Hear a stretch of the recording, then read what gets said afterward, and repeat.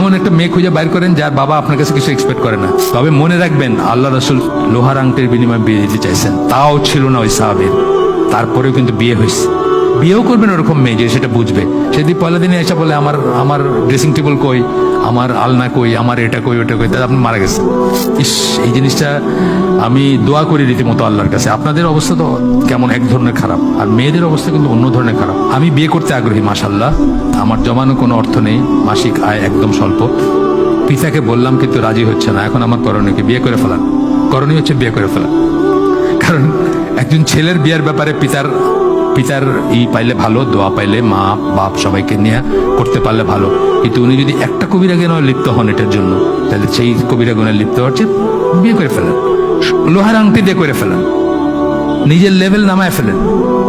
এমন একটা মেয়ে খুঁজে বাইর করেন যার বাবা আপনার কাছে কিছু এক্সপেক্ট করে না, এবং তার সাথে কথা বলেন যে আমাকে জাস্ট মানে লোন হিসাবে আপনি আমার ভরণ পোষণের এটা করেন, টিল আমি কর্মক্ষম হই, তারপরে আমি সব শোধ করে দিব। আপাতত আমার ওয়াইফ আপনার বাড়িতে থাকুক, আমি তারপরে আলাদা করবো। আমার আপনার কাছে যা আমি ফেভার নিতেছি সব আমি পে ব্যাক করবো ইন ক্যাশ বা এই হিসাবে করতে পারেন অ্যারেঞ্জমেন্ট। এটা জায়েজ না জায়েজ যে তা না, কি বলুন?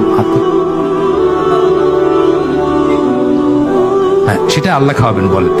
যে আপনি যে বাসায় চাকরানি রাখলে কি খাওয়ান? আমি তো বলছি, আমার একটা বইতে বলছি না যে আপনার বাসায় চাকরানি রাখলে একটা প্লেট পড়ে না? আমাদের বাসায় 2টা মহিলা খায়, খাওয়ার কোনো কন্ট্রাক্ট নাই, কিন্তু তারা কাজ কাম করে, রান্না করে, অটোমেটিক্যালি রান্নার পরে খেয়ে যায়। তা আপনার নাইলে আরেকটা মহিলা খাবে। মনে করেন বাসায় একটা এক্সট্রা কামের মানুষ রাখছেন, এইভাবে বললেন আব্বারে যে আব্বা মনে করেন যে একটা কাজের মানুষ রাখছেন, একটা প্লেট পড়বে, এই তো, আর কি খাওয়ার আর কি দরকার। বিয়েও করবেন ওরকম মেয়ে যে সেটা বুঝবে। সেদিন পয়লা দিনে এসে বলে আমার ড্রেসিং টেবিল কই, আমার আলনা কই, আমার এটা কই ওটা কই, তাহলে আপনি মারা গেছেন। তো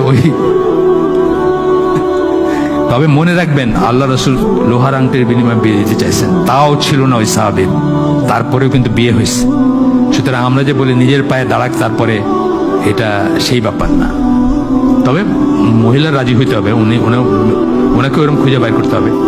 ইস, এই জিনিসটা আমি দোয়া করি রীতিমতো আল্লাহর কাছে। আপনাদের অবস্থা তো কেমন এক ধরনের খারাপ, আর মেয়েদের অবস্থা কিন্তু অন্য ধরনের খারাপ।